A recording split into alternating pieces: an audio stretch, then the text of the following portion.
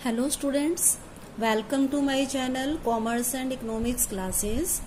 +1 business studies में हम 7th chapter कर रहे हैं कोऑपरेटिव सोसाइटीज या सहकारी समितियां।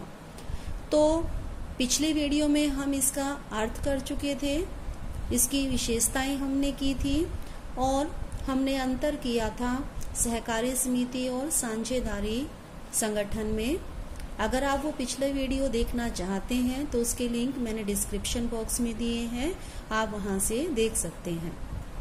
तो आज हम इसका नया टॉपिक करेंगे, वो है सहकारी समितियों के प्रकार, टाइप्स ऑफ कोऑपरेटिव सोसाइटीज। मैंने आपको पहले भी बताया था, अलग अलग ऑब्जेक्टिव के लिए कोऑपरेटिव सोसाइटीज अलग अलग टाइप की हो सकती हैं। तो यहाँ पर हम 6 टाइप्स की कोऑपरेटिव सोसाइटीज करेंगे। तो सबसे पहले इसमें हमारे पास आती है कंज्यूमर कोऑपरेटिव सोसाइटीज। जैसा कि इसके नाम में क्लियर है, कोऑपरेटिव सोसाइटीज कौन सी है? Consumers cooperative society. तो इसका मतलब क्या है? इस सोसाइटी को कौन एस्टैब्लिश करेगा? कंज्यूमर्स।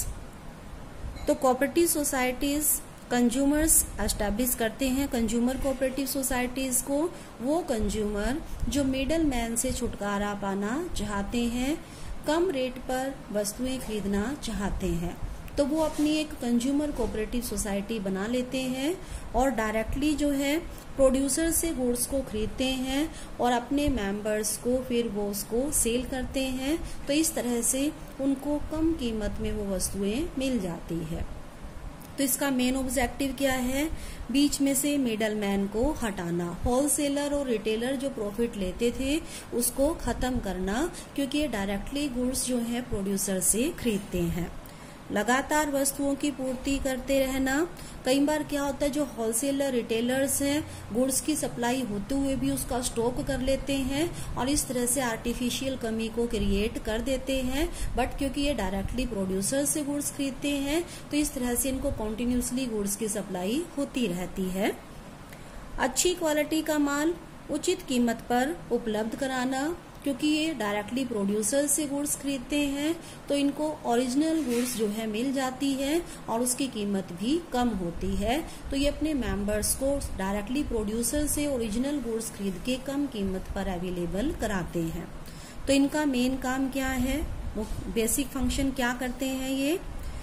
तो मेन इनका फंक्शन है, सबसे पहले तो या तो ये प्रोड्यूसर से या होलसेलर से गुड्स को खरीदते हैं। तो एक तो ये खरीदने का काम करते हैं, ज्यादा क्वांटिटी में, लार्ज क्वांटिटी में, थोक में ये प्रोड्यूसर से या होलसेलर से गुड्स को खरीदते हैं। फिर ये जो इन्होंने गुड्स को परचेज किया है प्रोड्यूसर से, उसको अपने मेंबर्स में सेल करते हैं मेंबर्स को। तो जितनी भी मेंबर को रिक्वायरमेंट होती है, जिस भी मेंबर को, वो उन गुड्स को सोसाइटी से खरीद सकते हैं। इसके अलावा इनकी कुछ और फीचर्स भी हैं। नॉन मेंबर्स जो हैं वो भी इनसे गुड्स को परचेज कर सकते हैं, बस थोड़ा सा प्राइस में फर्क है। जो मेंबर्स होता है उनको मोस्टली थोड़ा सा कम कीमत पर देते हैं और जो नॉन मेंबर्स हैं उनको थोड़ा सा ज्यादा, पर मार्केट से नॉन मेंबर्स को भी कम प्राइस पर ये गुड्स मिल जाती हैं। माल की कमी की स्थिति में ये केवल अपने मेंबर्स को ही प्रेफरेंस देते हैं। अगर किसी गुड्स की सप्लाई में जो है कमी है, कम मिल रही है, तो पहले ये अपने मेंबर्स को वो गुड्स सेल करेंगे, अगर बचेगी तो सोसाइटी को ये देते हैं। कई बार ये अपने मेंबर्स को स्पेशल डिस्काउंट भी देते हैं। इसके अलावा जो भी इनका सरप्लस होता है उसको ये अपने मेंबर्स की, जो उन्होंने कैपिटल लगाई है शेयर के रूप में, उसके रेशो में उनको ये डिविडेंड देंगे। और कई बार जो है, जो मेंबर परचेजिंग करते हैं इनसे, तो जितने रुपए की उन्होंने परचेजिंग की है उस रेशो में ये उनको बोनस भी देते हैं। तो सेकंड टाइप हमारे पास कोऑपरेटिव सोसाइटीज की आती है प्रोड्यूसर्स कोऑपरेटिव सोसाइटी। जैसा कि इसके नाम से क्लियर है, इसको जो प्रोड्यूसर्स हैं वो एस्टैब्लिश करते हैं, छोटे छोटे प्रोड्यूसर्स जिनके पास सोर्सेज कम होते हैं और जिनको अपने गुड्स को सेल करने में दिक्कत आती है, वो प्रोड्यूसर्स अब मिलकर जो है कोऑपरेटिव सोसाइटीज को एस्टैब्लिश करते हैं। तो इसका मेन ऑब्जेक्टिव क्या है अपने जो मेंबर्स हैं मीन्स जो छोटे छोटे प्रोड्यूसर्स हैं उनको प्रोडक्शन के लिए जो चीजें चाहिए जैसे कच्चा माल है, टूल्स है, मशीनें हैं, वो ये उनको अवेलेबल कराते हैं। इसके अलावा जो माल उन्होंने प्रोड्यूस किया है उसको बेचने में ये भी उनकी हेल्प करते हैं। काम क्या है इसी के बेस पे होगा। ये अपने मेंबर्स के लिए रॉ मटेरियल, टूल्स, मशीन्स आदि परचेज करते हैं और जो गुड्स इन्होंने प्रोड्यूस की है उसको ये बेचने में मेंबर्स की हेल्प करते हैं। तो इसके अलावा इनके और फंक्शंस क्या है, जो भी प्रोडक्शन के लिए इनको मटेरियल चाहिए होता है उसके लिए जो है उसके लिए मेंबर्स की हेल्प करते हैं। तो इस तरह से जो प्रोड्यूसर्स होते हैं वो प्रोडक्शन के ऊपर पूरा ध्यान अपना लगा सकते हैं। तो ये थी हमारी सेकंड टाइप कोऑपरेटिव सोसाइटीज की, प्रोड्यूसर्स कोऑपरेटिव सोसाइटी। अब हम करेंगे इसकी third type, cooperative marketing society.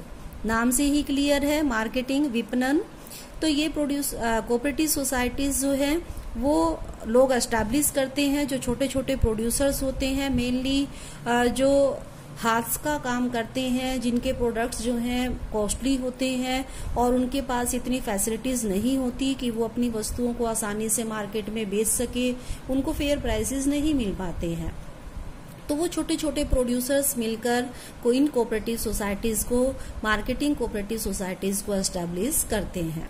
इनका ऑब्जेक्टिव क्या है, अपने मेंबर्स को रेगुलर मार्केट जो है वो प्रोवाइड कराना, मीन्स उन गुड्स को बेचने में इनकी हेल्प करना।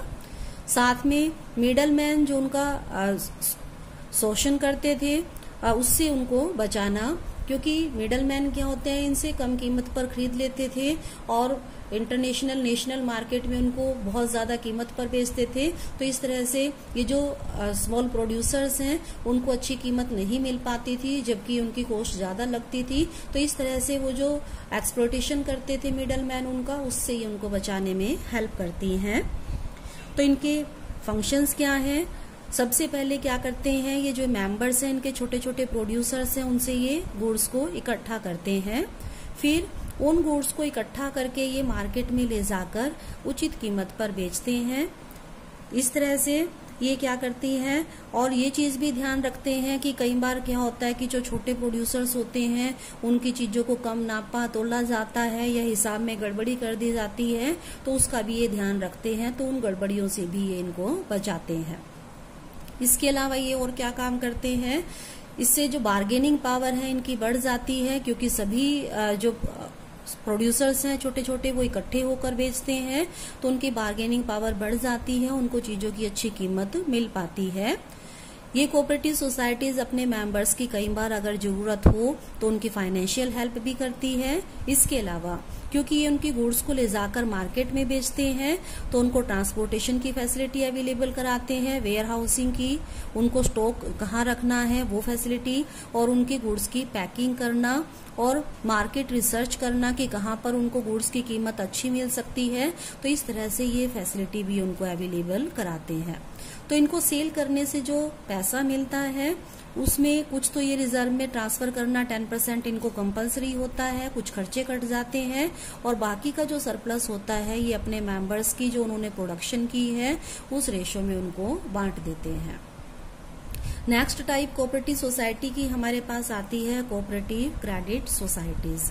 क्रेडिट मीन्स उधार देना, तो इसके नाम से क्लियर है। इस कोऑपरेटिव सोसाइटी को वो लोग इकट्ठा करते हैं जिनके पास कम पैसे होते हैं, जिनको पैसों की जरूरत होती है, तो वो लोग मिलकर इसको एस्टैब्लिश करते हैं। तो इनका जो मेन क्रिएटर्स है, बनाने वाले हैं, वो लोग जिनके पास पैसे, वित्तीय साधन कम होते हैं। तो इनका ऑब्जेक्टिव क्या है, अगर उन लोगों के पास पैसे नहीं है, उनको उधार लेना है, साहूकार के पास जाते हैं तो उनको ज्यादा ब्याज पर पैसे मिलते हैं, तो उनसे छुटकारा दिलाने का ये काम करती है। और क्योंकि मेंबर्स जो हैं अपनी सेविंग्स को इनमें जमा कर सकते हैं, तो इस तरह से उनमें बचत की आदत को भी ये प्रोत्साहित करती है। तो इनका मेन फंक्शन क्या है, जो मेंबर्स हैं अगर वो जो भी जितना भी पैसा इनमें जमा कराना चाहे वो जमा करा सकते हैं, एक तरह से बैंक की तरह काम करती हैं ये। तो इनके जमा को स्वीकार करती है और जिस मेंबर्स को जरूरत होती है उनको या बाहर के लोगों को भी ये कम ब्याज पर और आसान किस्तों पर उस जो इनके पास जमा के रूप में पैसा आया है वो लोन के रूप में उनको पैसा देती है।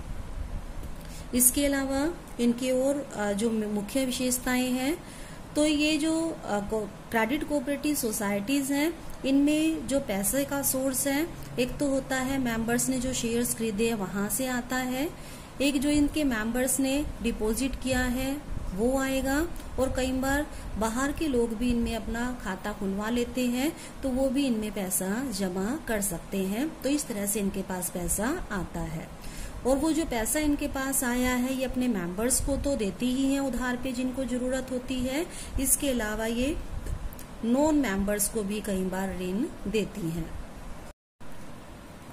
नेक्स्ट टाइप कोऑपरेटिव सोसाइटीज की हमारे पास आती है फिफ्थ, कोऑपरेटिव फार्मिंग सोसाइटीज। अब इसमें भी नाम से ही क्लियर है, फार्मिंग सोसाइटीज को वो फार्मर्स एस्टेब्लिश करते हैं जो छोटे छोटे किसान होते हैं, जिनकी जमीन थोड़ी होती है, जिनके पास फाइनेंशियल रिसोर्सेज ज्यादा नहीं होते कि वो अपने अलग से औजार खरीद सके, ट्रैक्टर खरीद सके, मशीनें खरीद सके जो खेती के लिए जरूरी होती है। तो ऐसे किसान मिलकर cooperative societies, farming cooperative societies बनाते हैं। तो इनका मेन ऑब्जेक्टिव क्या है? बड़े पैमाने की मितव्ययता प्राप्त करना, benefits of large scale production, क्योंकि वैसे तो इनकी जमीन थोड़ी थोड़ी है, ये लार्ज स्केल पे प्रोडक्शन नहीं कर सकते, पर जब ये छोटे छोटे किसान मिल जाते हैं, अपनी जमीनें इकट्ठी करके फिर खेती करते हैं, तो इनकी जमीन भी ज्यादा हो जाती है और ये मिलकर अच्छे औजार खरीद पाते हैं, ट्रैक्टर खरीद पाते हैं, मशीनें खरीद पाते हैं, और इस तरह से कम पैसे लगाकर ये अच्छा उत्पादन कर पाते हैं।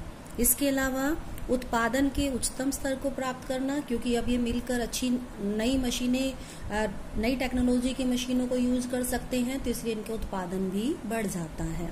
तो इनका मेन फंक्शन क्या है?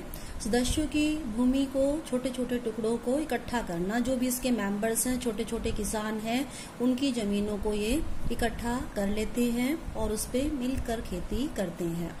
इसके साथ साथ थोड़े थोड़े पैसों को अपने इकट्ठा कर लेते हैं, गवर्नमेंट भी इनकी हेल्प करती है।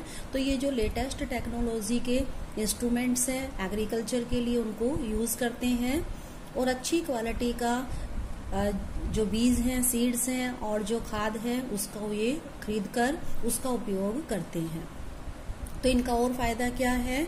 तो इस तरह से जब ये मिलकर सभी किसान खेती करते हैं, तो इससे जो थोड़ी थोड़ी जगह पर ये खेती करते थे, अच्छे औजार यूज नहीं कर पाते थे, तो उनसे इनको छुटकारा मिल जाता है और इनका जो उत्पादन है वो बढ़ जाता है। लास्ट इसमें हमारे पास कोऑपरेटिव सोसाइटीज आती है, कोऑपरेटिव हाउसिंग सोसाइटी। ये भी नाम से ही इसका भी ऑब्जेक्टिव क्लियर होता है, हाउसिंग सोसाइटी। तो हाउसिंग सोसाइटी वो लोग मिलकर बनाते हैं जिनके पास अपने घर नहीं है। बड़े बड़े शहरों में घर खरीदना आसान नहीं होता है, बहुत महंगे होते हैं, तो जिन लोगों के फाइनेंशियल रिसोर्सेज कम होते हैं, वो अपना घर नहीं खरीद पाते हैं, वो मिलकर इन कोऑपरेटिव हाउसिंग कोऑपरेटिव सोसाइटीज को एस्टेब्लिश करते हैं। तो इन कोऑपरेटिव सोसाइटीज का ऑब्जेक्टिव क्या है? जो मेंबर्स हैं इनके, जिनके पास अपना घर नहीं है, उनको अपना घर प्रोवाइड कराना इनका ऑब्जेक्टिव है। तो उसके लिए क्या करती हैं?